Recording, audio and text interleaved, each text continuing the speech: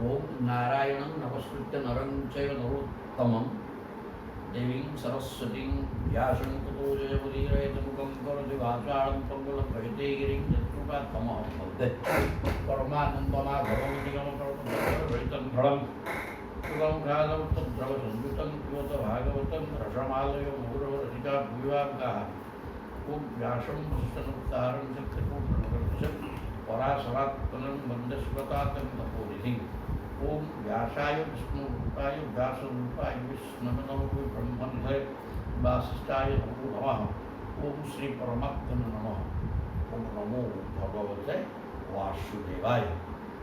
हेले 43 अध्याय उभयाग्नि उद्धार रंग भूमिरे कृष्ण बलवान प्रवेश चमत्कार कंसा मन अध्याय देखिए श्री सुखवाच वर्तमान सुखदेव कहते परीक्षित अर्थ कृष्णश्च रामश्च कृत शौचौ परम तप अपूर्व अध्याय होता कौन ये दशम स्कंध अध्याय 43 पूर्व अध्याय रंगमंत्र कंस गोटे दुस्वप्न देखी जार सुनिश्चित मृत्यु हम से दुस्वप्न परिणाम है मृत्यु सुनिश्चित बड़े देखिए रघुवंश को आदला युद्ध बाध्य बाजला मल्ल आसिक पाइगले युद्ध आरंभ हम ये प्रकार अवस्था होता तापर कौन है देखा अथ कृष्णश्च रामश्च कृत शौचौ परं तप मल्ल दुन्दुभि निर्घोषं श्रुत्वा द्रष्टुम् उपेयतु मल्लयुद्ध अवली प्रभु कौन कले यापर कृष्णश्च रामश्च कृष्ण एवं बलराम दी भाई कृत शौचौ उठिकी जो नित्य कर्म मत बसिया गाधिया ये सब काम गुड़ सरइले करी मल्ल दुन्दुभि निर्घोषम सियाड़े सुभिला मल्ल मल्ल वाद्य युद्ध हम मल्ल युद्धर वाद्य शुणी द्रष्टु उपेयतु बढ़िया कौन वाद्य चल देखिया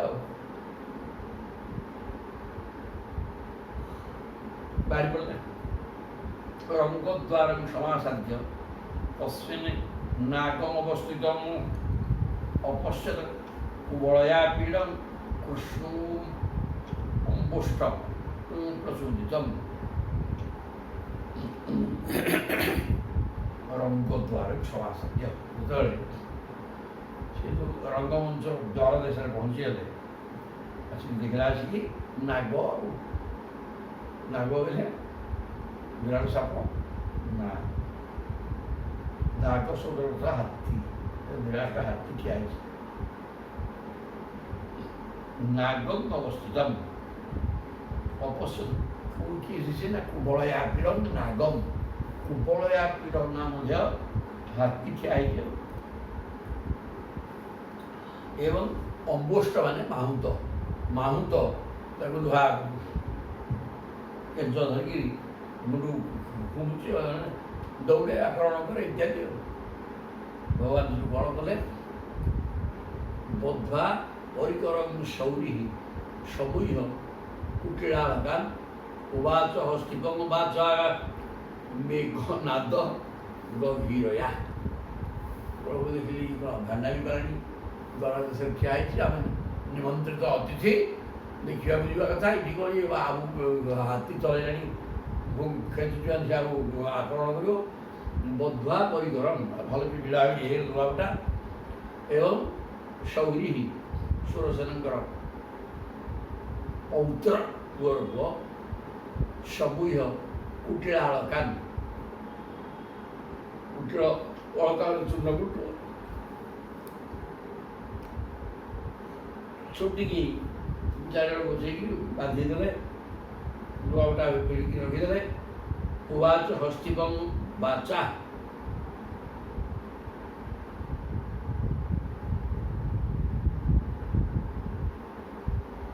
हस्तिपम हस्तिपम माहुत माहुट को कहले मेघ नाद भया मेघनाद भाया भयंकर शब्द करी ଭଗବାନ କହୁଛନ୍ତି କୃଷ୍ଣ କହିଲା ଅବଷ୍ଟାମାର୍ଗମ ନୌ ଦେହି ଅପକ୍ରମ ମାଚିରମ ନଚେତ୍ ସକୁଞ୍ଚରମ ତ୍ୱାଦ୍ୟ ନୟାମି ଯମ ସାଧନମ। କହିଲେ ହରେ ବାପା ହସ୍ତିପ ମାର୍ଗମ ନୌ ଦେହି କ'ଣ ଅପକ୍ରମ ମା ଚିରମ ଆଉ ଏତେ ଉପକ୍ରମ କରେନି ହାତୀକି କ'ଣ ଚଲେଇବା ବ୍ୟବସ୍ଥା କରୁଛୁ ଆମେ ପୁରା ଯିବୁ ସେ ଭିତରକୁ ମାର୍ଗମ ଦେହି ବାଟ ଛାଡ଼ ନଚେତ୍ ଯଦି ନ ଛାଡ଼ିବୁ ସକୁଞ୍ଚରମ ତ୍ୱାଦ୍ୟ ଆଜି ହାତୀ ସହିତ ତୋତେ ନୟାମି ଯମ ସାଧନ ଜମାଳକୁ ପଠେଇଦେବି କିଛି ଅସୁବିଧା ନାହିଁ। ତେଣୁ ଆମେ ସୁବିଧାରେ କହୁଛୁ ବାଟ ଟିକେ ଛାଡ଼ିଦେ ଆଉ ନହେଲେ ତ ଜମାଳକୁ ଛାଡ଼ିକି ପଠେଇବି ମୁଁ ଆଉ।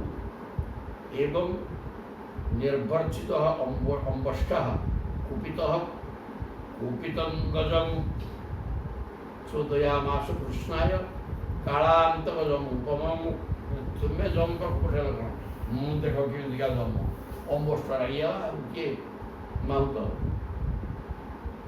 ଏବଂ ନିର୍ଭର୍ଜିତ ଭଗବାନଙ୍କ ଦ୍ୱାରା ଏପରି କୁହାଯାଆନ୍ତେ କ'ଣ ଆଉ ରଖେଇଲେନି ଯଦି କାଠ ନ ଛାଡ଼ୁ ଜମାଳକୁ ପଠେଇଦେବି।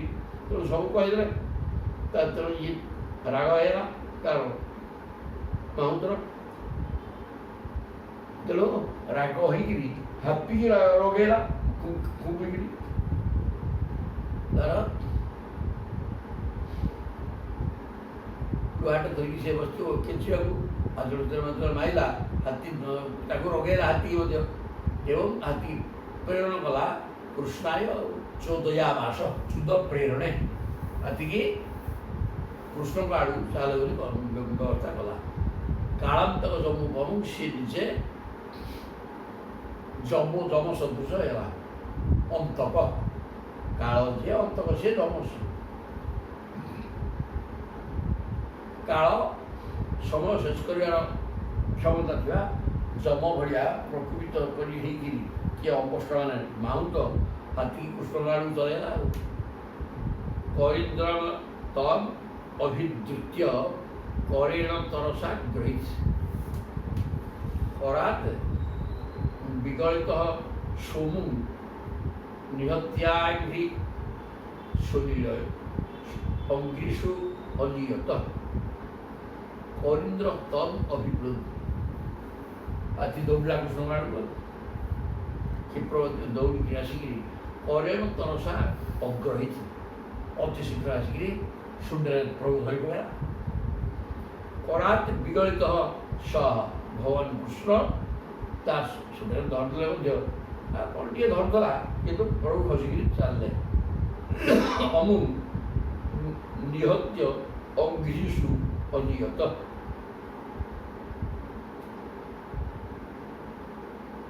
ଶୂନ୍ୟରୁ ଖସି ଚାଲିଗଲେ ତାକୁ ଏକ ଟାଣୁଆ ଘୁଷା ମାରିକି ଖାଲି ମାଳିଆ ପଳେଇଲେ ନୁହଁ ଗୋଟେ ଠିକ୍ ମାରିଲେ ମାରିକିରି ଦୌଡ଼ିଲେ ଆଉ।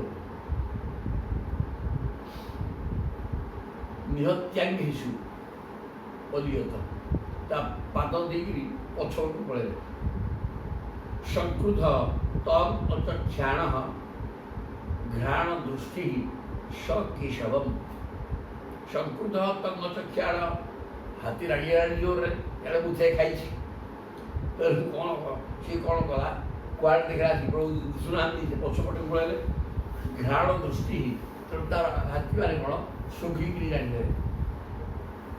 ତେଣୁ ଘ୍ରାଣଟା ହେଲା ତାଙ୍କର ଘ୍ରାଣ ମାନେ ଆଘ୍ରାଣ ଶୁଙ୍ଘିକିରି ସେ ଜାଣିଗଲା ଯେ କେଶବ ଯାଇକି ପଛପଟେ। ତେଣୁ ପରାମୃଷତ ପୁଷ୍କରେଣ ସପ୍ରଶୟ ବିନିର୍ଗତ ତାଙ୍କୁ ସେ ଶୂନ୍ୟରେ ଧରି ପକାଇଲା। କିନ୍ତୁ ଭଗବାନ ତା ସୁନ୍ଦର ବନ୍ଧନରୁ ବଳପୂର୍ବକ ବାହାରି ଆସିଲେ। ପରାମୃଷତ ପୁଷ୍କରେଣ ସପ୍ରଶୟ ବିନିର୍ଗତ ହାତୀ ଦେଖା ଶୁଙ୍ଗି ଶୁଙ୍ଗି ବୁଝିଗଲା ପଛପଟେ ବୁଲିକିରି ତାକୁ ଧରିଦେଲା ଶୂନ୍ୟରେ। ତାକୁ ଧରିଲା ମଧ୍ୟ ପାଠ ହେଲା କ'ଣ ଯେତେ ଯିଏ ବଳୁଆ ଅଛନ୍ତି ସମସ୍ତଙ୍କଠୁ ବଳବାନ ପ୍ରଭୁ, ସବୁ ବଳର ମାଲିକ। ତେଣୁ ସବୁଠାରେ ଧରିଥିଲେ ମଧ୍ୟ ଇଏ ତ ଅବହେଳାରେ ଖସିକି ପଳେଇଲେ ତା ଭିତରୁ। ପୁଣି ପୃଚ୍ଛେ ପ୍ରଗୃହ୍ୟ ଅତିବଳଂ ଧନୁଷଃ ପଞ୍ଚବିଂଶତି ବିଚକର୍ଷ ତଥା ନାଗଂ ସୁପର୍ଣ୍ଣ ଇବ ନିଳୟା। ତାପରେ ଧନୁଷଃ ପଞ୍ଚବିଂଶତି, ସେହି ବଳବାନ ହାତୀକି ହାତୀର ଲାଦ ଧରି ପକାଇଲେ। ପଛପଟୁ ପଳାଇଲେ ପ୍ରଭୁ, ଆଗପଟେ ବଳବାୟା। ତ ପୃଚ୍ଛେ ପ୍ରଗୃହ୍ୟ ତା ଲାଜକୁ ଧରିଲେ, ଧରିକିରି ଅତି ବଳବାନ ହାତୀ ତା ଲାଜକୁ ଧରି ପଞ୍ଚବିଂଶତି 25 ଧନୁ ପଛକୁ ଟାଣିଦେଲେ। ପିଲାମାନେ ଟିକେ ଟିକେ ବାଛୁରୀର ଲାଜ ଧରିକିରି ଟାଣିଲା ଭଳିଆ ବାଛୁରୀଙ୍କ ସହିତ ଯେପରି ଖେଳୁଥିଲେ, ବର୍ତ୍ତମାନ ହାତୀର ଲାଞ୍ଜ ଟାଣି ଘୁରେଇଲେ, ଘୁରେଇ ଘୁରେଇ ଖେଳିଲେ। ଘୁରେଇଲେ କ'ଣ? ଲାଞ୍ଜ ଧରିକି ଘିରିକି ଗଲେ ନା, ଲାଞ୍ଜ ଧରିକି ଚାଲିଲା ଆସି ସିଏ କ'ଣ ହବ? ପୁଅ ଏମିତି କହୁଥିବ, ଧରିବ ବୋଲି ଛୋଟରେ, ପୁଣି ଟାଣୁଛନ୍ତି, ସେ ସିଆଡ଼େ ବୁଲୁଥିବ, ସିଆଡ଼େ ବୁଲୁଥିବ, ଏମିତି ସିଏ ତାର ସେ ଘୁରିକିରି ପ୍ରଭୁ ଗୋଟେ ଖେଳୁଛନ୍ତି, ସିଏ ଏପଟକୁ ବୁଲିଗଲା। ପ୍ରଭୁ କ'ଣ କରିବେ? ଆଉ କେମିତି ଏମିତି କରିବା ପରେ ସେ ଘିରି ଘିରିକି ବୁଲିଲା। ତ ଘୁରି ଘୁରିକିରି ବୁଲେଇଲେ, ଚାରିପଟେ ଲାଜ ଧରିକି ଭିଡ଼ିଲେ। ଆଉ ତେଣୁ 25 ଧନୁ ପଛକୁ ପଳେଇଲା। ବିଚକର୍ଷ ତଥା କେମିତିକା? ଯେମିତି ନାଗମ୍ ସୁପର୍ଣ୍ଣ ଇବ। ସୁପର୍ଣ୍ଣ ହେଲା ଗରୁଡ଼। ଗରୁଡ଼ ନାଗକୁ ନିଜ ଥଣ୍ଟରେ ଧରି ବୁଲେଇଲା ଭଳିଆ, ଲୀଳୟା ଖେଳିଲା ଭଳିଆ। ଦେଉଳ ନାଗ ହେଲେ ଗରୁଡ଼ ପାଖରେ କୌଣସି ଖାଦ୍ୟ ଅସୁବିଧା କିଛି ନାହିଁ। ତେଣୁ ସେ ନାଗ ସାଙ୍ଗରେ ଗରୁଡ଼ ଖେଳିଲା ଭଳିଆ ହାତୀ ଲାଞ୍ଚ ଧରିକି ବୁଲେଇଲେ। ବୁଲେଇ ନାହାନ୍ତି, ମାନେ ଟାଣିବା ଫଳରେ ହାତୀ ବୁଲିଲା। ଆଉ ପର୍ଯ୍ୟାବର୍ତ୍ତମାନ ହାତୀ ବୁଲେଇଲେ ଖାଲି ଲାଞ୍ଚ ଧରିକି ଟେକିକି ବୁଲେଇବା, କିନ୍ତୁ ସେ ପ୍ରକାର କରିନାହାନ୍ତି। ଲାଞ୍ଚ ଧରିକି ଟାଣିବା ଫଳରେ ହାତୀ ଗୋଟେ ଦିନକୁ ବଢ଼ି ହେଇକି ଚାଲିଲା। ପ୍ରଭୁ ଦେଖିଲେ ପୁଣି ସୁଟାରେ ଧରିଦେବ, ଆଉ ଇଆଡ଼କୁ ଭିଡ଼ିଲେ, ଏମିତି ଭିଡ଼ିକି ତାକୁ ବୁଲେଇଲେ। ତାପରେ ପର୍ଯ୍ୟାବର୍ତ୍ତମାନ ସବ୍ୟ ଦକ୍ଷିଣ ତୁ ଅଚ୍ୟୁତ ଭ୍ରାମ୍ୟମାଣେନ ଗୋବର୍ଷେ ଦେବ ବାଳକ।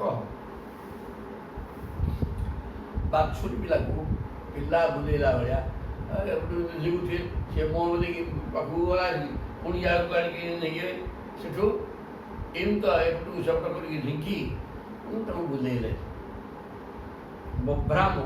ଭ୍ରାମ୍ୟମାଣେନ, ହଁ ଠିକ୍ କଥା କହୁଥିଲେ। ହାତୀକୁ କିଛି ସମୟ କରି ଖେଳାଇବା ପରେ ଭଗବାନ ହାତୀର ଆଗକୁ ଚାଲିଯାଇଥିଲେ।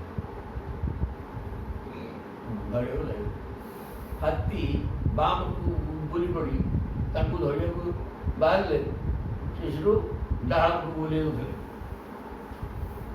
ବାମକୁ ବୁଲିକିରି ଧରିବାକୁ ଚିନ୍ତା କଲା, ଆସିକି ତାକୁ ଡାହାଣକୁ ଭିଡ଼ୁଥିଲେ। ଆଉ ଏ ପ୍ରକାର କରି ତାକୁ ବୁଲେଇବା ବ୍ୟବସ୍ଥା କଲେ। ତତଃ ଅଭିମୁଖମାଭ୍ୟଚ୍ୟ, ଏମିତି କରିବା ଫଳରେ ଆଉ ଗୋଟେ କ'ଣ ହେବ? ହାତୀଟା କିଛି ବଳକ୍ଷୟ ହେବ। କାହିଁକିନା ଏମିତି ବୁଲିବା ଫଳରେ ଛୋଟ ହେଇକିରି ତା'ର ଶକ୍ତି ହ୍ରାସ ହେବ, ଏବଂ ତେଣୁ ସେଥିପାଇଁ ତାକୁ ବୁଲେଇଲେ। ତତଃ ଅଭିମୁଖ ଅଭ୍ୟଚ୍ୟ ପାଣିନା ଆହତ୍ୟ ବାରଣମ୍ ପ୍ରାଧ୍ରବତ୍ ପାତୟାମାସ ସ୍ପୃଶ୍ୟମାନ ପଦେ ପଦେ। ତା ସମ୍ମୁଖକୁ ପଳେଇଲେ ଏବଂ ହାତରେ ପୁଣି ମୁଖେ ମାରିଲେ, ମୁଠେ ମାରିକିରି ପ୍ରାଧ୍ରବତ୍ ପାତୟାମାସ ଦୌଡ଼ିଲେ ଜୋରରେ, ଯେପରି ହାତୀ ତାକୁ ଧରିବାକୁ ଗୋଡ଼େଇ ଗୋଡ଼େଇ ପଡ଼ିଯିବ। ଏମିତି କ୍ଷିପ୍ରଗତିରେ ଦୌଡ଼ିଲେ ହାତୀ ଗୋଡ଼େଇବ ବାଧ୍ୟ, ଆଉ ଗୋଡ଼େଇ ଗୋଡ଼େଇ ତାର ସିଏ ପଡ଼ିବ। ଆଉ ଥର ପଡ଼ିବ ବୋଇଲେ ଆଜି ଆଉ ଏଥିପାଇଁ ବ୍ୟବସ୍ଥା କରିଦେଲେ ସ୍ପୃଶ୍ୟମାନ ପଦେ ସତେ ଯେମିତି ମାନେ ଯେଉଁ ପ୍ରଭୁ ଧାଇଁଛନ୍ତି ଯାହାକି ତା ପଛରେ ଲାଗେ ନ ଲାଗେ ସୁଲ ବାଜି ଯାଉଛି ସତେ ଯେମିତି ଏମିତି ଅବସ୍ଥାରେ ତା ପାଖକୁ ଲାଗି ଯାଉଥାନ୍ତି ପୁଣି ଦୌଡ଼ୁଥାନ୍ତି ଏମିତି ଆଉ ପାଖେ ପାଖେ ଲାଗିଲା ବି ଦୌଡ଼ୁଥାନ୍ତି ଯେଉଁଟା ହାତୀ ଦୌଡ଼ିବାରୁ କ୍ଷାନ୍ତ ହେବାର ନାହିଁ କାହିଁକିନା ଧରିଦେବି ତ ଆଉ ତାକୁ ଏ ପ୍ରକାର ଲାଗୁଥାଏ କିନ୍ତୁ ପ୍ରଭୁ ସେ ଧରି ନ ପାରିକି ପଛରେ ଦୌଡ଼ୁଛି ଆଉ ଲାଗ ଶୁଣୁଟା ବାଜ ନ ବାଜ ଅବସ୍ଥାରେ ରହୁଛି ସଧାବନ କ୍ରୀଡ଼ୟା ଭୂମୌ ପତିତ୍ୱା ସହ ସୁସ୍ଥିତ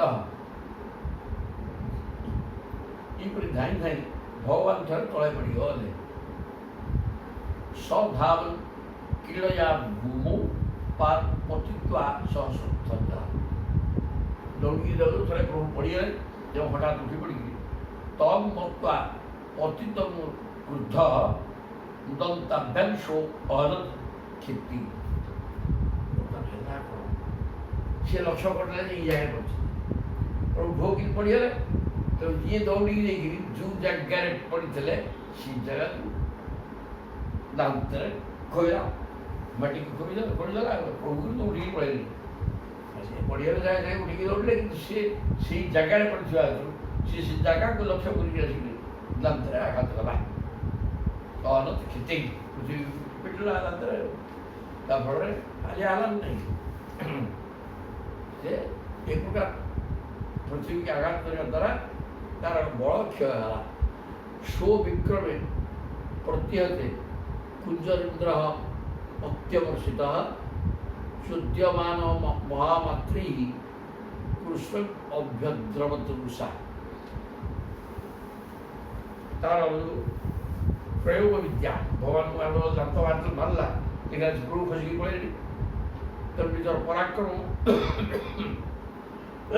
ବାଧାପ୍ରାପ୍ତ ହେଲା ହାତୀ ତେଣୁ ଆହୁରି ପ୍ରଜ୍ୱଳିତ ହେଲା ଲାଗିଲା ଆଉ ଚୁଦ୍ୟମାନ ଇଆଡ଼େ ମାହୁଟ ମଧ୍ୟ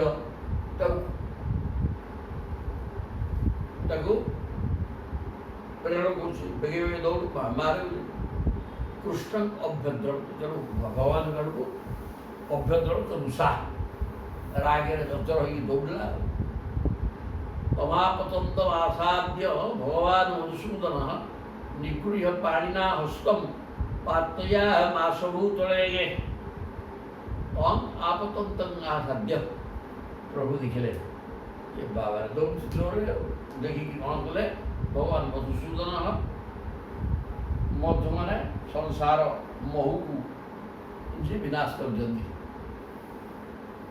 ସଂସାରଟା ମିଠା ଲାଗେ ତ ରସ ଆସ୍ୱାଦନ କରିବାକୁ ତେଣୁ ସଂସାର ଭୋଗ୍ୟ ପଦାର୍ଥକୁ ବିନାଶ କରିବାର ଦକ୍ଷତା ଥିବା ଭଗବାନ ବର୍ତ୍ତମାନ କ'ଣ କଲେ ନା ନିଗୃହ୍ୟ ପାଣି ନା ହସ୍ତ ନିଜର ପାଣି ହାତ ଦ୍ୱାରା ତା ଶୁଣ୍ଡକୁ ଧରି ପକେଇଲେ ଧରିକିରି ପାତୟା ମାସ ଭୂତଳେ ତଳେ ମୋଡ଼ିକିରି ପକେଇଲେ ପତିତସ୍ୟ ପଦାକ୍ରମ୍ୟ ମୃଗେନ୍ଦ୍ର ଇବ ନୀଳୟା ଦନ୍ତବୁଦ୍ବାଟ୍ୟ ତେନେ ହସ୍ତିବାଂ ସାହାନତ ହରି ଯେତେବେଳେ ପଡ଼ିଗଲା ତା ପେଟ ଉପରେ ଠିଆ ହେଇପଡ଼ିଲେ ପେଟ ଉପରେ ଠିଆ ହେଇକି ନାଟକ କରି ଦାନ୍ତକୁ ଭିଡ଼ି ନ ଉପୁଡ଼େଇଲେ ଦାନ୍ତ ଉପୁଡ଼େଇ ଦେଲେ ଉପୁଡ଼େଇକି କ'ଣ କଲେ ଦନ୍ତଙ୍କୁ ଉତ୍ପାଟ୍ୟ ଉପୁଡ଼େଇ ତେନ ଇଭଂ ହସ୍ତିବାଂ ସାହାନତ ହରି ସେଇ ହାତୀ ଦାନ୍ତରେ ହାତୀ ଖୋବିଲେ ପେନ ଜାଗାରେ କଣା ହେଲା ଛଟପଟ ହେଇକି ସିଏ ଗଲା ଏଇଟା ହସ୍ତିପର ବି ଦୋଷ ନା ପ୍ରଭୁଙ୍କୁ ଆକ୍ରମଣ କରିବାର ବ୍ୟବସ୍ଥା କରୁଥିଲା ତେଣୁ ହସ୍ତିପକୁ ସେ ଦାନ୍ତରେ ପିଟିକିରି ଶେଷ କରିଦେଲେ ମୃତକ ଦ୍ୱୀପ ଉତ୍ସର୍ଜ୍ୟ ଦନ୍ତ ପାଣି ସମାବିଶତ ବଳରାମ ଦୁଇଟା ଦାନ୍ତ କୃଷ୍ଣଙ୍କର ଗୋଟେ ବଳରାମ ଗୋଟିଏ ଦୁଇ ଦାନ୍ତକୁ ଉପୁଡ଼ି ଦୁଇ ଜଣ ଯାକ ଧଇଲେ ତାପରେ ରଙ୍ଗମଞ୍ଚ ଭିତରକୁ ପଶିଲେ କାରଣ ଏ ଦ୍ୱାର ଦେଶରେ ଥିଲେ ଅସନ୍ୟସ୍ତ ବିଷାଣୁଶ୍ରୁ ମଦ ବିନ୍ଦୁ ବି ଅଙ୍କିତ ବିରୁଢ଼ ସ୍ୱେଦ କଣିକା ବଦନାମ୍ବୁରୁହୋମ ବହୁ ହାତୀ ସହିତ ଲଢ଼େଇ କରିଥିବା ହେତୁ ପରିଶ୍ରମ ହେଇଛି, ତେଣୁ ଝାଳ ବୋହିକିରି ମୁଖରେ ଝାଳ ସବୁ ଲାଗିଛି।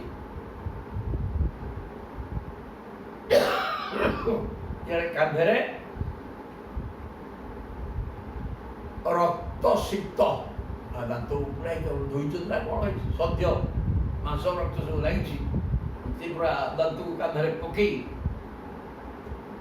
ମୁହଁରୁ ସବୁ ପରିଶ୍ରମ ଜନିତ ଝାଳ ବହୁଛି, ଟପଟପ ଝାଳ ଲାଗିଗଲାଣି। ଏଇ ପ୍ରକାର ଅବସ୍ଥାରେ ଚାଲିଲେ ଆଉ।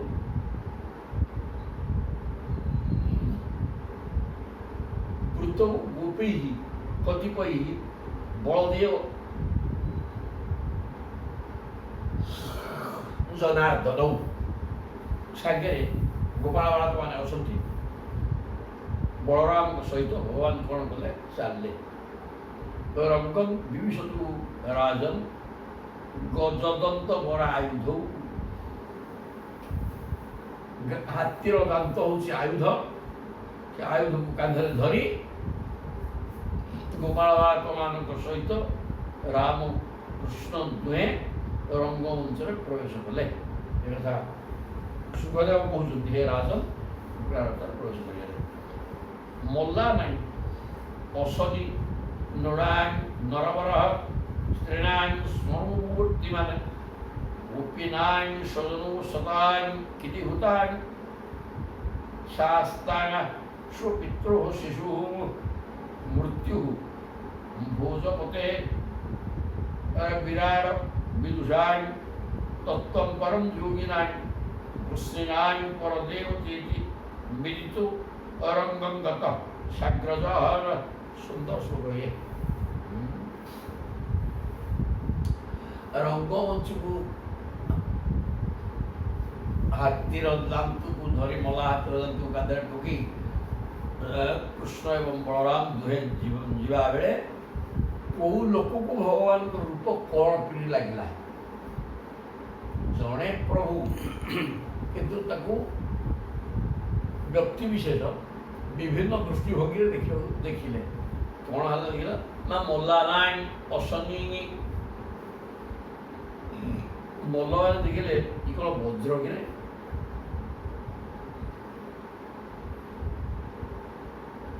ମଲ୍ଲ ଯୋଦ୍ଧାମାନଙ୍କୁ ଦେଖାଗଲା ବଜ୍ର ଭଳିଆ କଠୋର। କହିଲେ ଟିକି ପିଲା ସିନା, ତାଙ୍କ ଶରୀର ବଜ୍ର ଥୋଡ଼ିକି ଟାଣ। ନୃଣାଂ ନରବରହ, ସାଧାରଣ ଜନତା ତାଙ୍କୁ ଦେଖିଲେ ଇଏ ନରମାନଙ୍କ ଭିତରେ ସର୍ବଶ୍ରେଷ୍ଠ। ସ୍ତ୍ରୀଣାଂ ସ୍ୱର ମୂର୍ତ୍ତିମାନ, ସ୍ତ୍ରୀମାନେ ଦେଖୁଛନ୍ତି ଇଏ ମୂର୍ତ୍ତିମାନ କନ୍ଦର୍ପ। ଗୋପାନାଂ ସଜନୁ ଅସତାଂ କ୍ଷିତିଭୁଜାଂ, ଗୋପାନାଂ ସଜନ। ଆଉ ଗୋପାଳମାନେ କ'ଣ ଦେଖିଲେ, ଆମରି ପିଲା, ଆଉ ଆମରି ସାଙ୍ଗସାଥି। ସତାଂ କ୍ଷିତିଭୁଜାଂ ଅସତାଂ କ୍ଷିତିଭୁଜାଂ ଶାସ୍ତା। କ୍ଷିତିଭୋଗ ମାନେ ରାଜା, ଯେଉଁମାନେ ଅସତୀ।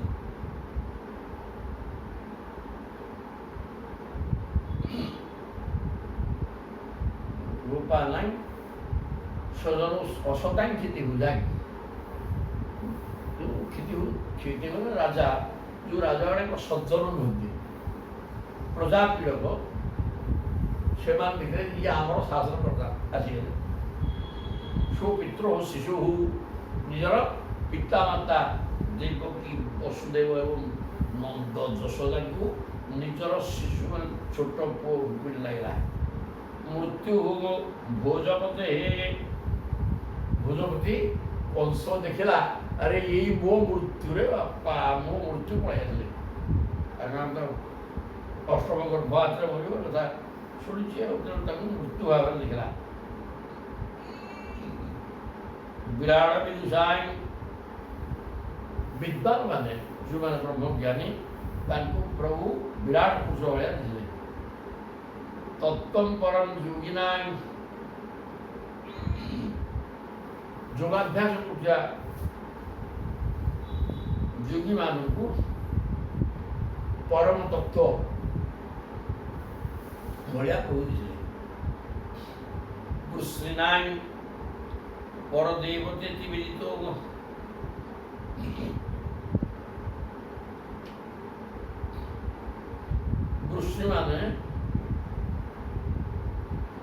କୃଷ୍ଣମାନଙ୍କୁ ଦେଖାଗଲେ ସେମାନଙ୍କର ଇଷ୍ଟଦେବ।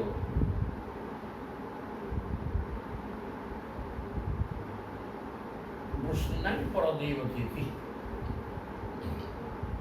ସେମାନଙ୍କର ଯଦୁବଂଶୀମାନେ ଦେଖିଲେ ଇଏ ଆମର ଶ୍ରେଷ୍ଠ ଦେବତା ଇଏ।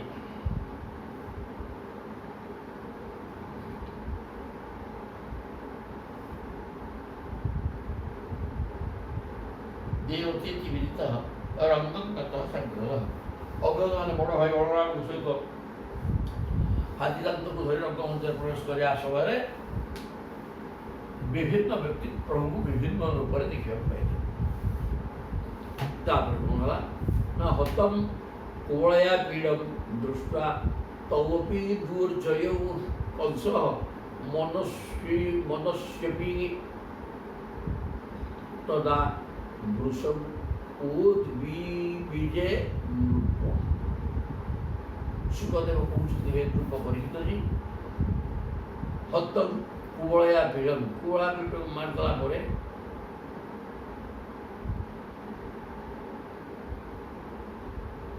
ହତମ୍ କୁବଳୟା ପୀଡ଼ଂ ଦୃଷ୍ଟ୍ୱା ତୌପି ଦୁର୍ଜୟୌ। କଂସ ଦେଖିଦେଲା କୁବଳୟା ପୀଡ଼, ତାକୁ ଗୋଟେ ହାତରେ ବଳ ନୁହଁ, ତାକୁ ପୁଣି ଇଏ ଦିଜଣାଙ୍କ ମାରିଦେଲେ ଇଏ ସାଧାରଣ ମଣିଷ ନୁହନ୍ତି, ଇଏ ଭାରି ବଳବାନ। କଂସ ମନସୁ ଅପି ତଦା ବୃଷଂ ଉଦ୍ବିଜେ ନୃପ। କଂସ ଭୟଙ୍କର ଉଦ୍ବେଗ ତାର ହୃଦୟରେ ସୃଷ୍ଟି ହେଲା, ଉଦ୍ବିଗ୍ନ ରହିଲା। ତୌ ରେଜତୁ ରଙ୍ଗଗତୌ, ତୌରେ ଯତୁ ରଙ୍ଗଗତୌ ମହାଭୁଜୌ ବିଚିତ୍ର ବେଶାଭରଣ ସ୍ରଗମ୍ବରୌ ଯଥା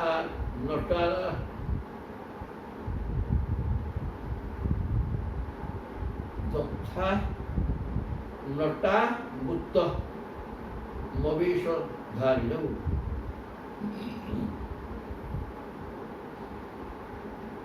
যথা নটৌ উত্তম বেশধারিণৌ মনঃ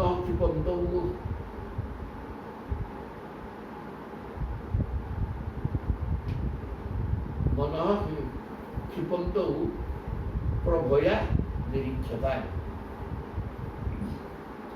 তৌ রেজতু রঙ্গগতৌ মহাভুজৌ। ରଙ୍ଗସଭା ଭିତରେ ତୌମାନେ ସେ ରାମକୃଷ୍ଣ ଦୁହେଁ ଶୋଭା ପାଇଲେ। କେମିତିକା ନା ବିଚିତ୍ର ବେଶାଭରଣ ସ୍ରଗମ୍ବରୌ, ତାଙ୍କର ବେଶ ଅତି ବିଚିତ୍ର ହେଇଯାଇଥିଲା, ଦେହରେ ରକ୍ତ ଛିଟିକା ସବୁ ପଡ଼ିଛି, ସେଟା ଆହୁରି ବିଚିତ୍ର କରାଉଛି। ବିଚିତ୍ର ବେଶ ଆଭରଣ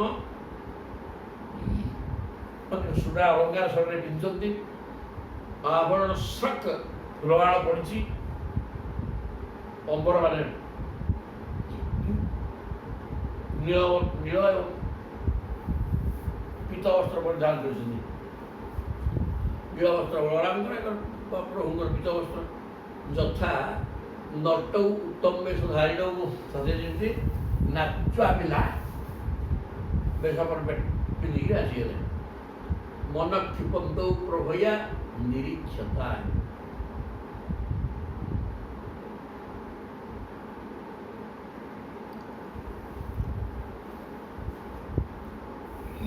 মন ক্ষিপন্তৌ প্রভয়া নিরীক্ষতায়।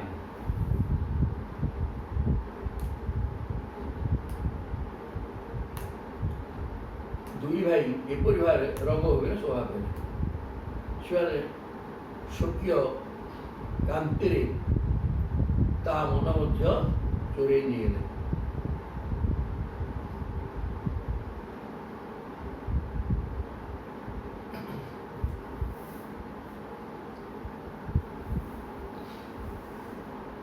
ବେଶଭୂଷା ଅତ୍ୟନ୍ତ ବିଚିତ୍ର, ବସ୍ତ୍ର, ଦେହରେ ଅଳଙ୍କାର ପତ୍ର ଲାଗିଛି, ଫୁଲମାଳ ପଡ଼ିଛି। ବଳରାମଜୀ ନୀଳ ବସ୍ତ୍ର, କୃଷ୍ଣ ପୀତ ବସ୍ତ୍ର ପରିଧାନ କରିଛନ୍ତି। ନାଟୁଆ ପିଲା ବେଶ ପରିପାଟି ପିନ୍ଧିଥିଲା ଭଳିଆ ଅତ୍ୟନ୍ତ ସୁନ୍ଦର ବେଶଭୂଷା ସବୁ ହେଇଛନ୍ତି। ତେଣୁ ମନ ପନ୍ତୁ ପ୍ରଭୟା ନିରୀକ୍ଷତା, ନିରୀକ୍ଷ ଦେଖୁଥିବା ବ୍ୟକ୍ତିମାନଙ୍କର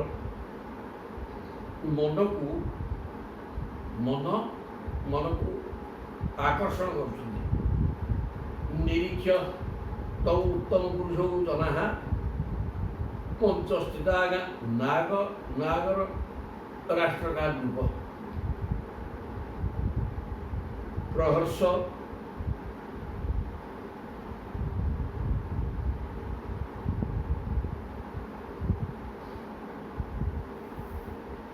ନିରୀକ୍ଷତ ଉତ୍ତମ ପୁରୁଷ ଜନା। ଏ ସାଧାରଣ ପୁରୁଷ ନୁହନ୍ତି, ଉତ୍ତମ ପୁରୁଷ ଭଗବାନ। ଏ କଥା ଲୋକମାନେ ବୁଝିଗଲେ। ମଞ୍ଚସ୍ଥିତା ନାଗରା ରାଷ୍ଟ୍ର କାହା ରୂପ ପରୀକ୍ଷିତ କହୁଛନ୍ତି। ହେ ରୂପ ପରୀକ୍ଷିତଙ୍କୁ କହୁଛ, ଏଇଟା ଅଛି ଇନ୍ତି ହେଇଯାଇଛି। ଶୁକଦେବ ରାଜା ପରୀକ୍ଷିତଙ୍କୁ କହୁଛନ୍ତି, ହେ ରାଜନ, ମଞ୍ଚରେ ଥିବା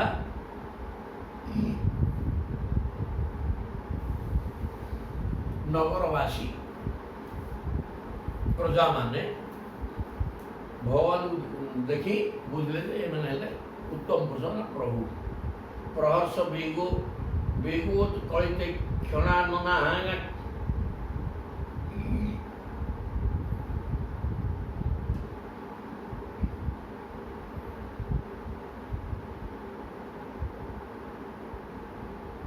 ସେମାନଙ୍କର ନୟନ ମୁଖ କମଳ ଉତ୍ଫୁଲ୍ଲିତ ହେଉଥିଲା।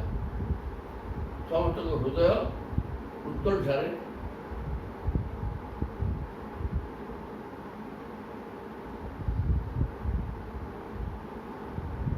ନିରୀକ୍ଷ ତଉ ଉତ୍ତମ ପୁରୁଷ ଜନା। ମଞ୍ଚସ୍ଥିତ, ମଞ୍ଚରେ ବସିଥିବା ପ୍ରଜାବର୍ଗ କଂସର ଦେଖିଲେ ଏମାନେ ପ୍ରଭୁ ଦୁଇ ଜଣ କହୁଛନ୍ତି ଉତ୍ତମ ପୁରୁଷ ଅର୍ଥାତ୍ ଭଗବାନ। ପ୍ରହର୍ଷ ବେଗୋତ କଳିତ କ୍ଷଣାନନା, ତାଙ୍କର ମୁହଁ, ସେମାନଙ୍କର ନୟନ ଓ ମୁଖ କବଳ ଉତ୍ଫୁଲ୍ଲିତ ହୋଇ ଉଠିଲା। ସମସ୍ତଙ୍କ ହୃଦୟ, ସମସ୍ତେ କିଛି ଦେଖିନଥିଲେ କୃଷ୍ଣଙ୍କୁ ନା। କୃଷ୍ଣ ରାମ ବିଚିତ୍ର ବେଶ ଧରିକି ନାଟୁଆ ପିଲା ବେଶଭୂଷା ହେଇକି ରାଜଲା ଭଳିଆ ଆସିଛନ୍ତି। ତାକୁ ଦେଖିକି ସମସ୍ତ ପ୍ରଜାବର୍ଗ ହସିଲେ।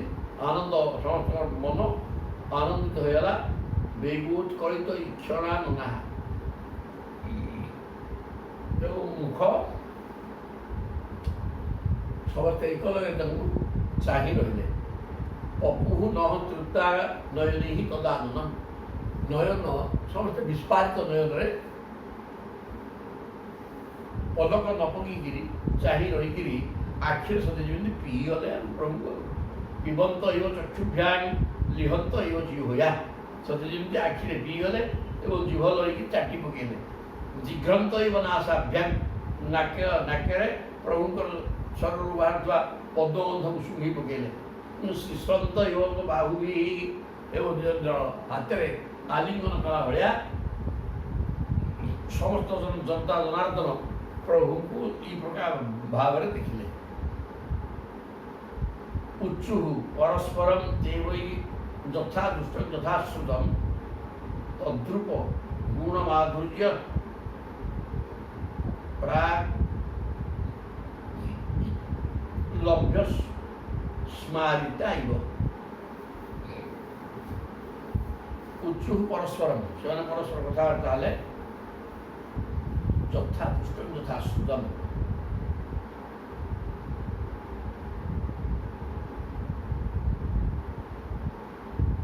ଯଥା ଅଦୃଷ୍ଟ ଯଥା ଅଶ୍ରୁତମ୍। ଏମିତିକା ରୂପ ଆମେ କେବେ ହେଲେ ଦେଖିନଥିଲୁ କି ଏମିତି ରୂପ କୋଉଠି ଆମକୁ ବର୍ଣ୍ଣନା କରିକି କହିନି। ଏମିତି ରୂପକୁ ଆମେ ଦେଖିନଥିଲୁ କି ଶୁଣିନଥିଲୁ କାନରେ ମଧ୍ୟ। ଏ ପ୍ରକାର ଅଦ୍ଭୁତ ରୂପ ପ୍ରଭୁ ରହିଛି। ତଦ୍ରୂପ ଗୁଣ ମାଧୁର୍ଯ୍ୟ ପ୍ରାଗଲ୍ଭ୍ୟ ସ୍ମାରିତା ଇବ ତାଙ୍କର ରୂପ ଗୁଣ ଏବଂ ମାଧୁର୍ଯ୍ୟ ଚିତାକର୍ଷକ ସୌନ୍ଦର୍ଯ୍ୟ ପ୍ରାକଲଭ୍ୟ ସ୍ମରିତା।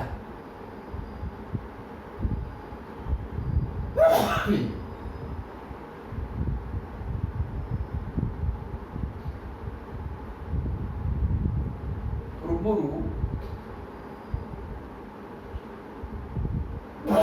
ଦେଖିନଥିଲେ କି ଶୁଣିନଥିଲେ, କିନ୍ତୁ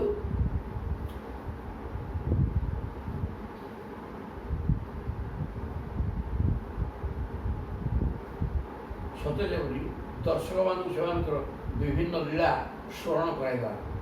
ତେଣୁ ଲୋକେ ନିଜ ନିଜ ମଧ୍ୟରେ ସେମାନଙ୍କର ବିଷୟରେ ଶୁଣିଥିବା ଓ ଦେଖିଥିବା କଥା ସବୁ ଏପରି କୁହାକୁହି ହେଲେ।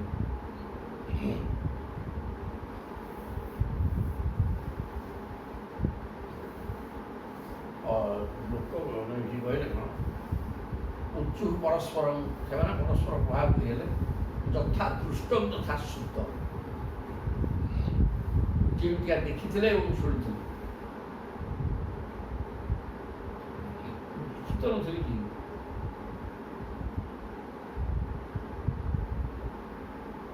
ବିଭିନ୍ନ ଲୀଳା ସ୍ମରଣ କରାଇବା। ଲୋକେ ନିଜ ନିଜ ମଧ୍ୟରେ ସେମାନଙ୍କ ବିଷୟରେ କୁହାକୁହି ହେଲେ।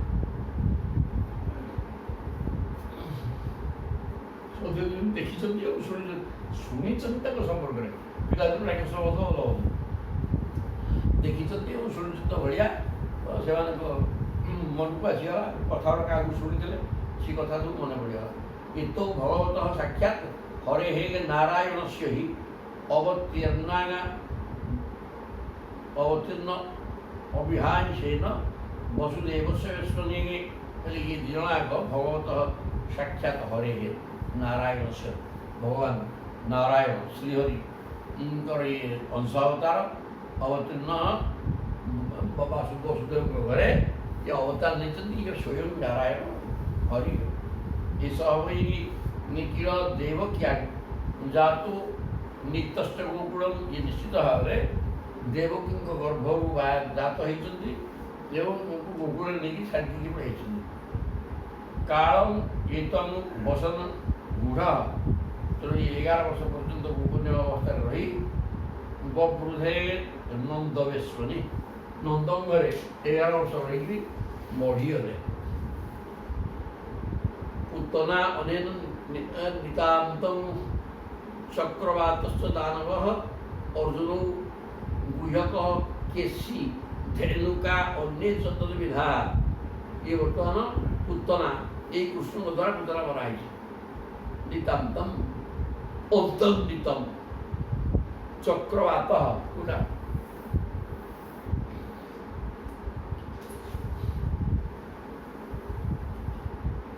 ତୃଣାବର୍ତ ଅଧିକାଙ୍କର ଦ୍ୱାରା କରାହେଇଛି। ଅର୍ଜୁନ ଜାମଳାର୍ଜୁନ ଉଗୁଡ଼ି ପକେଇଥିଲେ। ଇଏ ଗୁହ୍ୟକ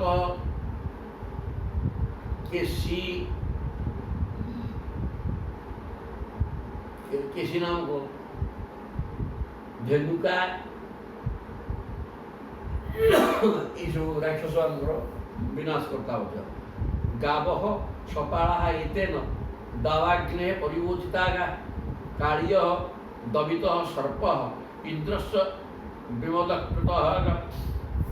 ଇ ପ୍ରଭୁ ଗାବଃ ସପାଳା, ଗାଈ ସହିତ ଗୋପାଳମାନଙ୍କୁ ଦାବାଗ୍ନେ ପରିବୋଚିତ, ଜଙ୍ଗଲରେ ନିଆଁ ଲାଗିଗଲା। ସେମାନେ କାଳିୟ ଦଳନ କଲା ଦିନ ଫେରିପାରିଲେନି। ଗାଈ ଏବଂ ଗୋପାଳମାନଙ୍କ ସହିତ ପ୍ରଭୁ କାଳତୀ ତଟରେ ଶୋଇ ପଡ଼ିଥିଲେ। ଚାରିପଟେ ନିଆଁ ଲାଗିଗଲା, ଜଳିକି ସବୁ ଶେଷ ହୋଇଯାଇଥାନ୍ତେ। ତେଣୁ ତାକୁ ପ୍ରଭୁ ବାନ କରି ପକାଇଥିଲେ ଏବଂ କାଳିୟ ଦବିତଃ ସର୍ପ, କାଳିୟ ନାମକୁ ଦମନ କରିଥିଲେ। ଇନ୍ଦ୍ରଙ୍କ ଗୋଟେ ପୂଜା କରୁଥିଲେ, ତାକୁ ବନ୍ଦ କରିଥିଲେ ପ୍ରଭୁ, ଗୋବର୍ଦ୍ଧନ ପୂଜା କରିବା। ତେଣୁ ଇନ୍ଦ୍ରକୁ ପୋଖରୀକି ବର୍ଷା କଲେ ଏବଂ ତାଙ୍କର ଗର୍ଭକୁ ମଧ୍ୟ ଖର୍ବ କରିଥିଲେ। ସପ୍ତାହମେକ ହସ୍ତେନ ଧୃତ ଅଦ୍ରିପ୍ରବରୋ ଅମୁନା। ଇନ୍ଦ୍ର 7 ଦିନ ପର୍ଯ୍ୟନ୍ତ ବର୍ଷା କଲେ। ତେଣୁ ଇଏ ଗୋବର୍ଦ୍ଧନ ପର୍ବତକୁ 7 ଦିନ ପର୍ଯ୍ୟନ୍ତ ବାମ ହାତର କନିଷ୍ଠାଙ୍ଗୁଳିରେ ମାନେ କାଣି ଆଙ୍ଗୁଠିରେ ଧରିଥିଲେ। ବର୍ଷାପାତ ଅସରି ପ୍ରବଳ ବର୍ଷା, ପ୍ରଚଣ୍ଡ ପବନ ଏବଂ ବଜ୍ରମାଣ ସବୁ ପର୍ବତ ଉପରେ ବଜ୍ରମାଣ କରିକି ଇନ୍ଦ୍ର ହେଇଥିଲେ। ତେଣୁ ସୁଦର୍ଶନ ପଠେଇ ଦେଇକି ସୁଦର୍ଶନଜୀ ତୋର ପାହାଡ଼କୁ ସୁରକ୍ଷା ଦିଅ, ବଜ୍ର ଆଘାତ ଯେମିତି ନ ହେବ, ଏହି ପ୍ରକାର କରି ସମସ୍ତଙ୍କୁ ଉଦ୍ଧାର କରି ପକାଇଥିଲେ। ପରିତ୍ରାପଞ୍ଚ ଗୁଡ଼ମ୍, ଗାଈମାନଙ୍କୁ ରକ୍ଷା କରିଥିଲେ। ତାପରେ ଗୋପ୍ୟ ଅସ୍ୟ ନିତ୍ୟ ମୁଦିତ ହସିତ ପ୍ରେକ୍ଷଣ ମୁଖମ ପଶ୍ୟନ୍ତ୍ୟ ବିବିଧାନ୍ ତାପାନ୍ ତରନ୍ତି ସ୍ମାଶ୍ରମଂ ମୁଦାଗା। ଗୋପୀମାନେ ମଧ୍ୟ ପ୍ରଭୁଙ୍କର ନିତ୍ୟ ଉଦିତ ହସିତ ପ୍ରେକ୍ଷଣ ମୁଖମ, ନିତ୍ୟ ନୂତନ ତାଙ୍କର ହସ ସହିତ ବାଙ୍କ ଚାହାଣୀ ମୁଖକୁ ଦେଖି ବିବିଧାନ୍ ତାପାନ୍ ସ୍ମରନ୍ତି। କାମପୀଡ଼ା, ତାଙ୍କ ହୃଦୟରେ କାମପୀଡ଼ା ଜାତ ହୁଏ। ସ୍ମାଶ୍ରମଂ ମୁଦା,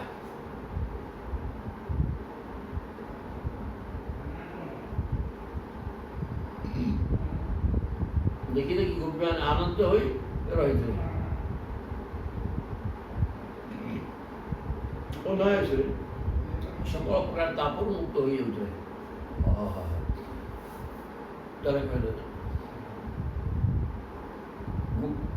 ଗୋପୀମାନେ ପ୍ରଭୁଙ୍କର ନିତ୍ୟ ନୂତନ ହସମୟ ମାଙ୍କ ଚାହାଣୀ ଦେଖି ପଶ୍ୟନ୍ତ୍ୟ ବିବିଧାନ୍ ତାପାନ୍, ସେମାନଙ୍କର ମନରେ ନାନା ପ୍ରକାର ସାଂସାରିକ ତାପ ଯେଉଁ ରହୁଥିଲା, ସେ ସାଂସାରିକ ତାପ ହଟିଯାଉଥିଲା ପ୍ରଭୁଙ୍କ ମୁହଁ ଚାହିଁକି। ବଦନ୍ତ୍ୟନେନ ବଂଶୂୟଂ ଯଦୁଃ ସୁବହୁ ବିସ୍ମୃତଃ ଶ୍ରିୟଂ ଯଶୁ ମହତ୍ତ୍ୱଂ ଚ ଲପ୍ସ୍ୟତେ ପରିରକ୍ଷିତଃ। ଶୁଣାଯାଇଛି ବଦନ୍ତି ଅନେନ ବଂଶ ଅୟಂ ଯଦୁଃ ବଂଶ ସ ବହୁ ବିସ୍ମୃତଃ। ଏ ଯଦୁ ବଂଶ ବର୍ତ୍ତମାନ ଅତ୍ୟନ୍ତ ପ୍ରଖ୍ୟାତ ବଂଶ, ପ୍ରସିଦ୍ଧ ବଂଶ। କାହିଁକିନା ଯେଉଁ ବଂଶରେ ସ୍ୱୟଂ ଭଗବାନ ଆସିଛନ୍ତି, ସେ ବଂଶ ଛୋଟିଆ ବଂଶ ହେଇଥିଲା, ଗୋଟେ ଛୋଟିଆ, ତାକୁ କିଏ ଚିହ୍ନି ନଥିଲେ, କିନ୍ତୁ ବର୍ତ୍ତମାନ ସେ ବଂଶ ପ୍ରଖ୍ୟାତ ହେଇଗଲା। ଶ୍ରିୟଂ ଯଶ, ଯେହେତୁ ପ୍ରଭୁ ରହିଲେ ତେଣୁ ଲକ୍ଷ୍ମୀ ବି ସେଠି ରହିଲେ, ଯଶ ସେମାନଙ୍କର ବଢ଼ିଲା। ମହତ୍ତ୍ୱଂ ଚ ଲପ୍ସ୍ୟତେ ପରିରକ୍ଷିତ, କୃଷ୍ଣ ବଳରାମଙ୍କ ବାହୁ ଛାୟାରେ ରହିଥିବା ହେତୁରୁ ଏ ଯଦୁବଂଶ ଅତ୍ୟନ୍ତ ସୁରକ୍ଷିତ ଏବଂ ପ୍ରଶଂସନୀୟ ସମୃଦ୍ଧ ହେଇକି ରହିଛି। ଅୟଂ ଚାସ୍ୟାଗ୍ରଜ ଶ୍ରୀମାନ୍ ରାମ କମଳଲୋଚନ ପ୍ରଳମ୍ବ ନିହତ ବୁଝେନ ବଷ୍ଟକୁଜେ ବକ୍କାଦୟ। ଆଉ ଇଏ ଆଉ ଜଣେ ଯେଉଁ ଅଛନ୍ତି କୃଷ୍ଣଙ୍କ ପରେ, ଇଏ ତାଙ୍କର ବଡ଼ ଭାଇ ବଳରାମ, ଇଏ କମଳଲୋଚନ ପଦ୍ମନୟନ ବଳରାମ। ଇଏ ପ୍ରଳମ୍ବ ରାକ୍ଷସକୁ ମାରିଥିଲେ, ବର୍ଷାସୁର ବକାସୁରକୁ ମଧ୍ୟ ମାରିଥିଲେ। ଜନେଷୁ ଏବଂ ବ୍ରୁବାଣେଷୁ ତୁର୍ଯ୍ୟେଷୁ ନିରଦସ୍ସୁ च କୃଷ୍ଣରାମ ସମାଭାସ୍ୟ ଚାଣୁରଃ ବାକ୍ୟମ ବ୍ରବୀତ୍। ଏ ପ୍ରକାର ଲୋକମାନେ କଥାବାର୍ତ୍ତା ହୁଅନ୍ତେ। ଇଆଡ଼େ ତୁରୀ ବାଜୁଛି, ବୀରବାଜା, ଯେଉଁ ବାଦ୍ୟ ଶୁଣିଲେ ଦ୍ରୌପଦୀ ଲୋକମାନେ ଲଢ଼େଇ କରିବାକୁ ବାହାରିବ, ଯୁଦ୍ଧ କରିବାକୁ। ତେଣୁ କୃଷ୍ଣରାମ ବିଦ୍ରୋହକୁ ଦେଖିକିରି ଚାଣୁର ବର୍ତ୍ତମାନ ବାକ୍ୟମ ବ୍ରବୀତ୍, ଚାଣୁର କହିଲା, ହେ ନନ୍ଦ ଶୁଣୁ, ହେ ରାମ ଭବନ୍ତୌ ବୀର ସମ୍ମତୌ ନିଯୁଦ୍ଧ କୁଶଳୌ ଶ୍ରୁତ୍ୱା राज्ञा आहुतौ दिदृक्षुणागा। अरे हे नंदन नंदन हे बलराम जी, भवन्तौ वीर सम्मतौ, तुम्हें दुहे वीर मानक द्वारा जो जिते बलुआ अच्छा तांकर सम्मत, अर्थात तांकर द्वारा तुम्हें वीर हिसाब तुम्हें वीर हिसाब से तुम दुहे को ग्रहण कर। जिते बलवान व्यक्ति अच्छा ସମସ୍ତେ ତୁମ ଦୁହିଁକୁ ବୀର ଭାବରେ ଗ୍ରହଣ କରୁଛନ୍ତି। ତେଣୁ ନିଯୁଦ୍ଧ ଭୂଷଣ ତୁମେ ଦୁହେଁ ଯୁଦ୍ଧ କରିବା ବିଷୟରେ ଦକ୍ଷ। ଏ କଥା ଆମର ରାଜା କଂସ ଶୁଣିକିରି ଦିଦୃକ୍ଷୁ କେମିତି ତମ ଯୁଦ୍ଧ ନିପୁଣ ଏଇଟା ଦେଖିବା ପାଇଁ ଡାକିକି ଆଣିଥିଲେ। ପ୍ରିୟଂ ରାଜ୍ୟ ପ୍ରକୁର୍ବନ୍ତ୍ୟ ଶ୍ରେୟୋ ବିନ୍ଦନ୍ତି ବୈ ପ୍ରଜା ମନସା କର୍ମଣା ବାଚା ବିପରୀତ ମତୁବନ୍ନଥାୟା। ତେଣୁ ରାଜାଙ୍କର କାୟମନ ବାକ୍ୟରେ ରାଜାଙ୍କ ସେବା କରିବା ପ୍ରଜାର ଧର୍ମ, ତଦ୍ୱାରା ନିଜର କଲ୍ୟାଣ ହେବ। ଯଦି ତାହା ନ କରାଯାଏ ତାହେଲେ କାୟମନ ବାକ୍ୟରେ ଯଦି କରାଯିବନି ତାହେଲେ ବାହ୍ୟା ଖାଇବ, ଦଣ୍ଡିତ ହେବ।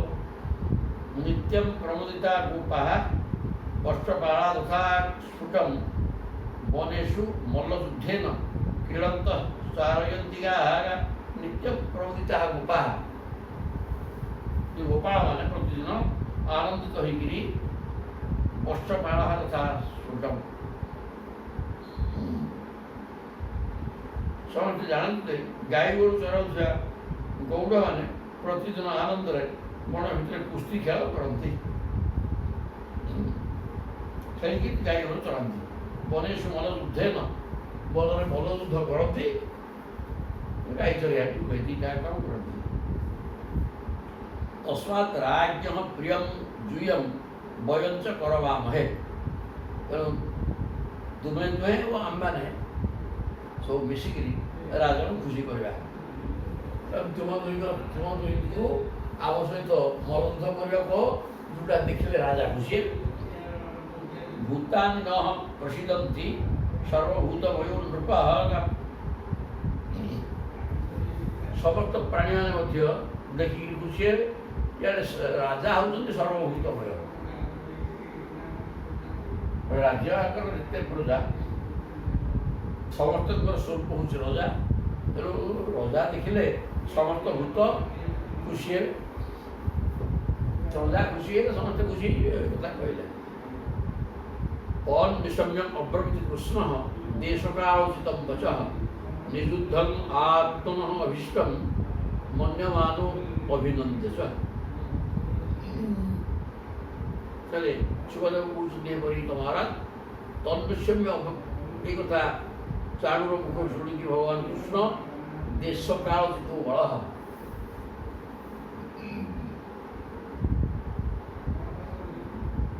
ଚାଣୁର ସହିତ ଟିକେ ହାତାହାତି ହୋଇଯାଉ।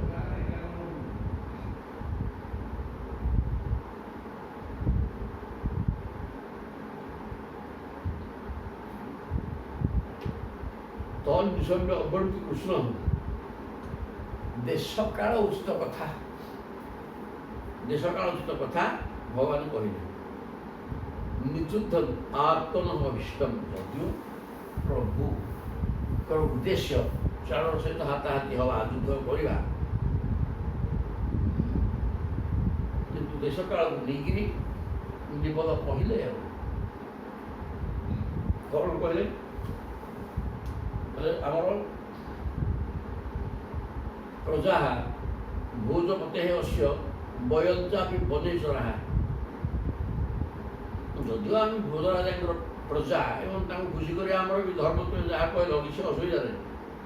କିନ୍ତୁ ଆମେ ବନରେ ବିଚରଣ କରିବା ଲୋକ, ଗାଈ ଚରେଇବା ଲୋକ, ବନରେ ଉଠିକି ଗାଈ ଚରୁ।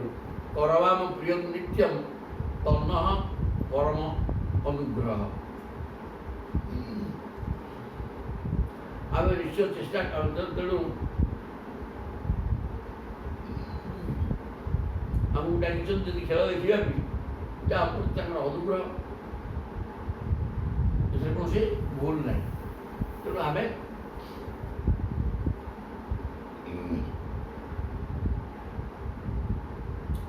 ହେଲେ ଦେଶ କାଳୋଚିତ କଥା ଟିକେ ଶୁଣ।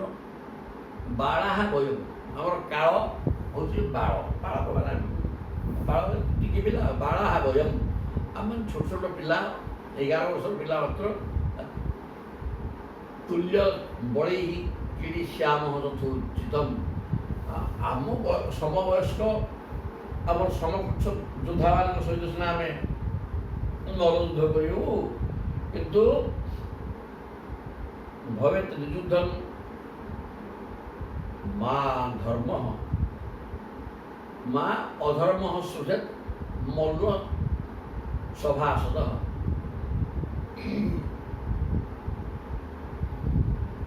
ଆମରି ବୟସ ଏବଂ ଆମେ ଯୁଦ୍ଧ କରିବା ଭଳିଆ ଆମ ସମକକ୍ଷ ଯୋଦ୍ଧାଙ୍କ ସହିତ ଯୁଦ୍ଧ କରିବାଟା ଠିକ୍, ନହେଲେ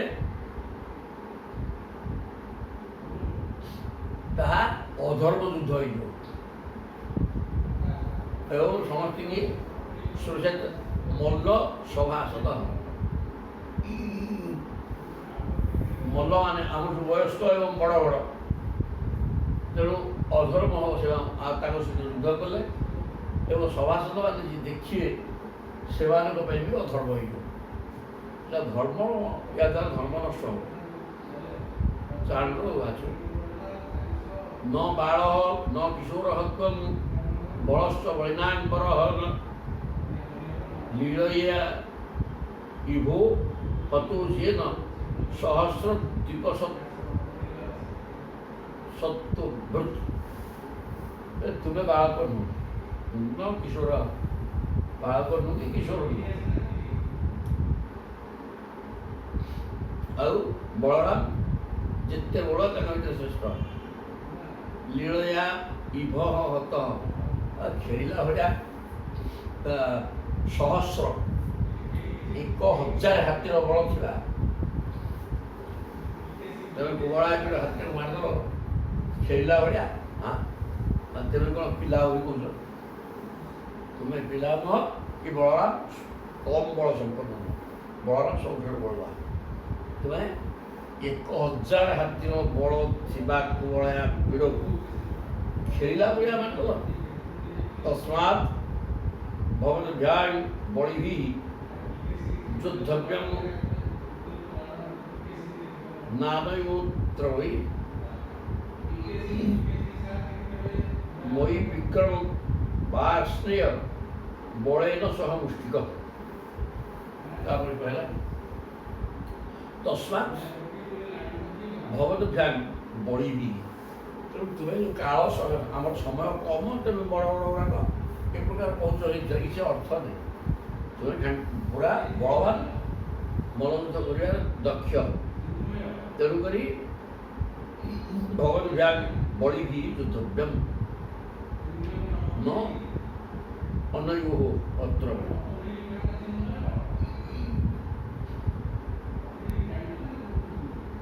ବଳରାମ ବାଳକ ନୁହଁ, କିଶୋର ନୁହଁ, ତୁମେ ନୁହେଁ ପୁରୁଷ। ବଳବାନ ମାନେ କହୁଛ ଶ୍ରେଷ୍ଠ। ତୁମେ ଏବେ 1000 ହାତୀଙ୍କ ବଳ ମାରିଦେବ।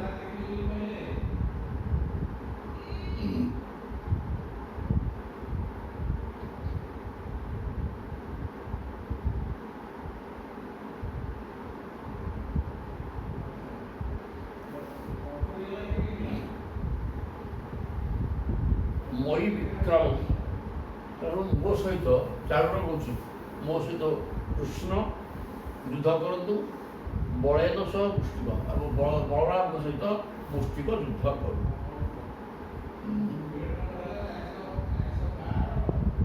ତେଣୁ ତୁମମାନଙ୍କୁ କାମ କରି ବଳବାନ ମାନଙ୍କ ସହିତ ଲଢ଼ିବାକୁ ପଡ଼ିବ।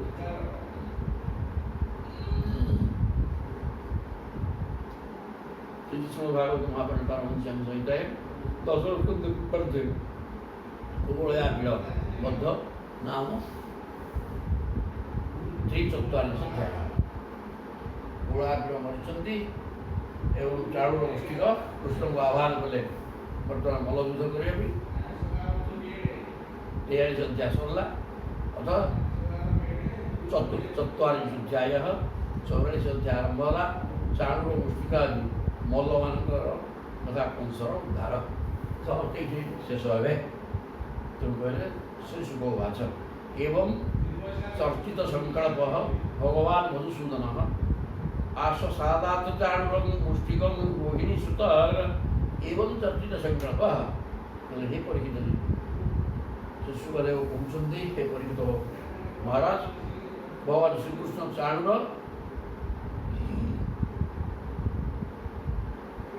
ଏବଂ ଚର୍ଚ୍ଚିତ ସଂକଳ୍ପ ଭଗବାନ ମଧୁସୂଦନ এই প্রকার চাণুর আহ্বাନରେ সংকল্প কলে যে এটাকে মারিবা আর কিছু অসুবিধা নেই। এই প্রকার চিন্তন করি ভ্রমণ কলে আশ সাধারণ চাণুর মুষ্টিকম রোহিণী সুত ঠিক আছে। ଚାଣର ସହିତ ଭଗବାନ କୃଷ୍ଣ ମୁଷ୍ଟିକ ସହିତ ରୋହିଣୀ ସୁତ ବଳରାମ ଯୁଦ୍ଧ ଆରମ୍ଭ କରିଦେଲେ। ମଲଯୁଦ୍ଧ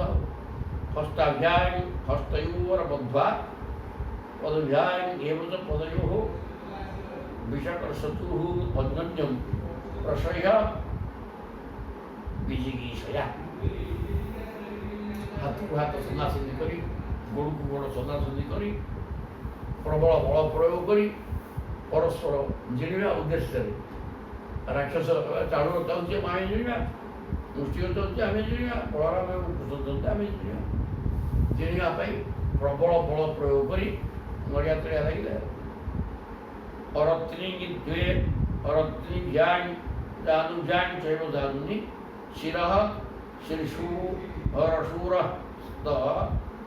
ସ୍ତୌ ଅନ୍ୟନ୍ୟ ଅଭିଜଘ୍ନତୁ ଛାତି ବାଡ଼ିଲେ ମୁଣ୍ଡକୁ ମୁଣ୍ଡ ଆଳିଆ ପିଟା ଅରତ୍ରିଦ୍ୱୟ କହୁଣି ମାରାମାରି ହେଲେ। ଅରତ୍ରି ମାନେ କହୁଣି ଜାନୁଭ୍ୟାଂ ଚୈବ ଜାନୁନି ଜଘୁକୁ ଜଘ ଆଡ଼ିଲେ କହୁଣି ମାଡ଼ ମୁଣ୍ଡକୁ ମୁଣ୍ଡ ଛାତି ଛାତି ଏଗୁଡ଼ା ବେଢ଼ା ପିଟା ହେଇ ପରସ୍ପରକୁ ଆଘାତ ଦେଲେ। ତାପରେ ପରିଭ୍ରାମଣ ବିକ୍ଷେପ ପରିରମ୍ଭାବପାତ ନେଇ ଉତ୍ସର୍ପଣା ପସର୍ପଣୀ ଚାନ୍ୟନ୍ୟଂ ପ୍ରତ୍ୟରୁନ୍ଧତା। ସେମାନେ ଛକା ବୁଝା ହୋଇ ପରସ୍ପର ଚାରିପାଖରେ ଘୁରି ଠେଲାପେଲା ହୋଇ ହାତ ମୋଡ଼ାମୋଡ଼ି ହୋଇ ମଲଯୁଦ୍ଧ ଆରମ୍ଭ କରିଦେଲେ। ଛକା ଛକି ହେଇକି ପରସ୍ପର ଏପଟକୁ ସେପଟକୁ ବୁଲାବୁଲି ହେଇକି ଉଦ୍ଧାର ଧରିକି ମାଡ଼ ଲାଗିଲେ। ଉତ୍ସର୍ପଣ ଅପସର୍ପଣୀ ଚାନ୍ୟନ୍ୟଂ ପ୍ରତ୍ୟରୁନ୍ଧତା। ପରସ୍ପର ଭିତରେ ଯୁଦ୍ଧ ଆରମ୍ଭ ହୋଇଗଲା। ଉତ୍ଥାପନୈ ଉନ୍ନୟନୈ ଚାଳନୈ ସ୍ଥାପନୈ ଅପି।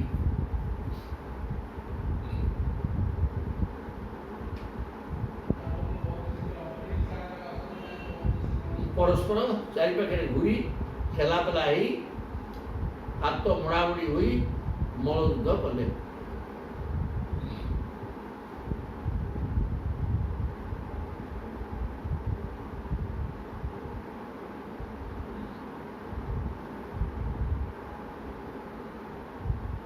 ତଳେ ପକେଇଦେଲେଣି ତ କିଏ ହାତ ଧରି ଗୋଡ଼ା ଉଠା ହେଇ ଉଠିବା ପଡ଼ିବା। କିଏ ମଲଯୁଦ୍ଧରେ କିଏ ତଳେ ପଡ଼ିଗଲାଣି, କିଏ ତାପରେ ମାଡ଼ି ବସିଛି, ସେ ପୁଣି ଗୋଟେ ତାକୁ ପକେଇ ଦେଇକି ତାପରେ ସିଏ ମାଡ଼ି ବସିଲେଣି। ଏହି ପ୍ରକାର ଉଠାପଡ଼ା ହେଇ ଚଳାଚାଳ ନେଇ ସ୍ଥାପନୀ ରୂପୀ ପରସ୍ପରମ ଜିଗୀଷନ୍ତୌ। କୃଷ୍ଣ ଏବଂ ବଳରାମ ଚାହୁଁଛନ୍ତି ଆମେ ଜିଣିବା, ଚାଣୁର ଏବଂ ମୁଷ୍ଟିକ ଚାହୁଁଛନ୍ତି ଆମେ ଜିଣିବା। ତେଣୁ ପ୍ରବଳ ବଳ ପ୍ରୟୋଗ କରି ପରସ୍ପର ଭିତରେ ମଲଯୁଦ୍ଧ ଆରମ୍ଭ ହୋଇଯାଇଛି। ତତ୍ ବଳାବଳବଦ୍ଧମ୍ ସବିତା ସର୍ବଯୋଷିତଃ ଉଚୁ ପରସ୍ପରଂ ରାଜନ୍ ସାନୁକମ୍ପାଗ ବରୁଥସଃ। ସୁଭଦ୍ର କହୁଛନ୍ତି ପରୀକ୍ଷିତ ମହାରାଜ ନିଜ ଭିତରେ ଚର୍ଚ୍ଚା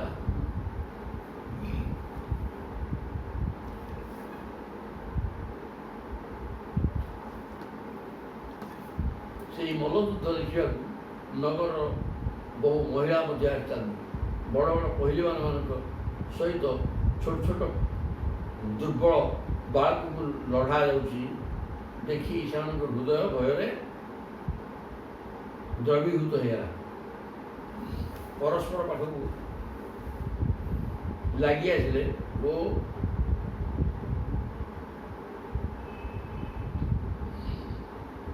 ଦଳ ଦଳ ହୋଇ ନିଜ ନିଜ ମଧ୍ୟରେ ଚର୍ଚ୍ଚା ଆରମ୍ଭ କରିଦେଲେ। ଯୁଦ୍ଧ ଚାଲିଛି ଆଉ ତତଃ ବଳାବଳ ତତ୍ ପରସ୍ପରମ୍ ତତ୍ ବଳାବଳବତ୍ ଯୁଦ୍ଧମ୍ ସମିତଃ ସର୍ବଯୋଷିତଃ। ମାନେ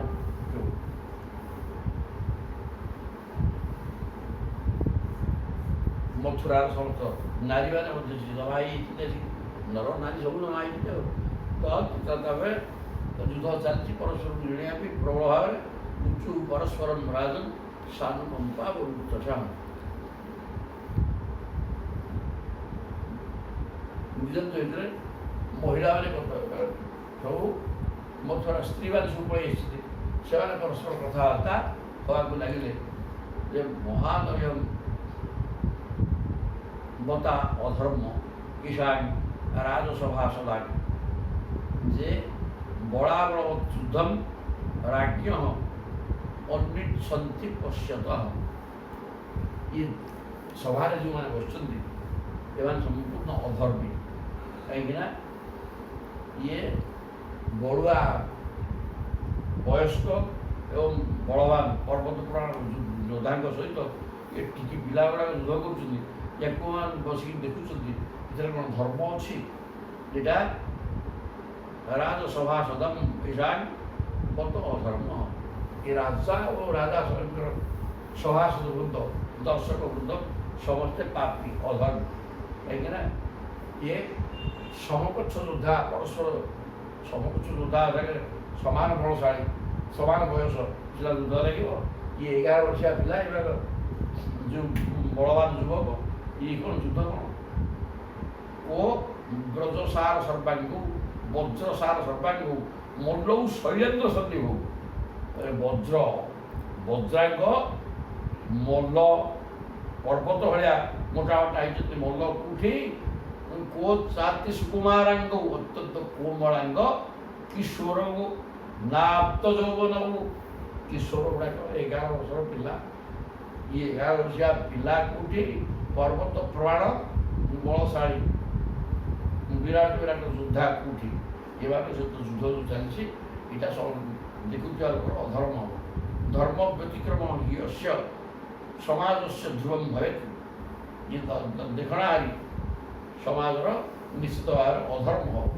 ଯତ୍ର ଅଧର୍ମ ସବୁତିଷ୍ଠେ ନ ସ୍ଥେୟ ତତ୍ର କରିଛି। ତେଣୁ ଯେଉଁ ଜାଗାରେ ଅଧର୍ମ ଚାଲିଛି ସେ ଜାଗାରେ ରହିକିରି ତାକୁ ଦେଖିବା ଭୁଲ।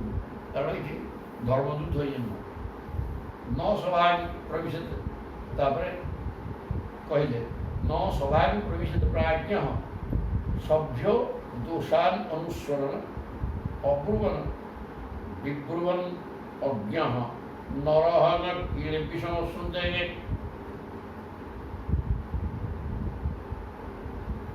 অধর্ম কুট সভা জহি পণ্ডিত নবশিবে তহি। সভার দোষ যে জানନ୍ତି বিচারি প্রবেশ নুহନ୍ତି। জানি ন জানি পক্ষ বহি নরকে পড়ନ୍ତି ସେ ଯାଇ। ନ ସଭା ପ୍ରବେଶ ପ୍ରାଜ୍ଞ। ଯେ ପ୍ରକୃତରେ ବିଜ୍ଞ ଲୋକ, ସିଏ ଏଭଳିଆ ଅସତ୍ ସଭା, ଗୋଟେ ଅସତ୍ ପର୍ବ ହେଉଛି, ସେ ସଭା ଭିତରେ ଗୋଟେ ପଶିବନି। ସଭ୍ୟ ଦୋଷାନ୍ ଅନୁସ୍ମରଣ। କାହିଁକିନା ଏଠି ଦୋଷ ରହିଛି। ଏ ଦୋଷକୁ ଦୋଷଯୁକ୍ତ ଯୁଦ୍ଧ ଇଏ। ତେଣୁ ୟାକୁ ଦେଖିବା, ଦେଖିଲେ ପାପ ହେବ, ଅଧର୍ମ ହେବ। ତେଣୁ ପ୍ରକୃତରେ ବିଜ୍ଞ ଲୋକ ତାକୁ ଦେଖିବାକୁ ଆସିବନି। ଅବ୍ରୁବନ୍ ବିବ୍ରୁବନ୍ ଅଜ୍ଞ। ତେଣୁ ଦୋଷକୁ ପ୍ରକାଶ କରିବା ହିଁ ଦୋଷ, ଚୁପ୍ ରହିବା ବି ଦୋଷ। ଅବ୍ରୁବନ୍ ବିବ୍ରୁବନ୍ ଅଜ୍ଞ। ଦୋଷକୁ ଏ ପ୍ରକାର ଏଠି ଦୋଷଯୁକ୍ତ ଯୁଦ୍ଧ ହେଉଛି, ଏ ପରସ୍ପର ସମକକ୍ଷ ନୁହନ୍ତି, ଏମିତି କହିଲେ ଭୁଲ।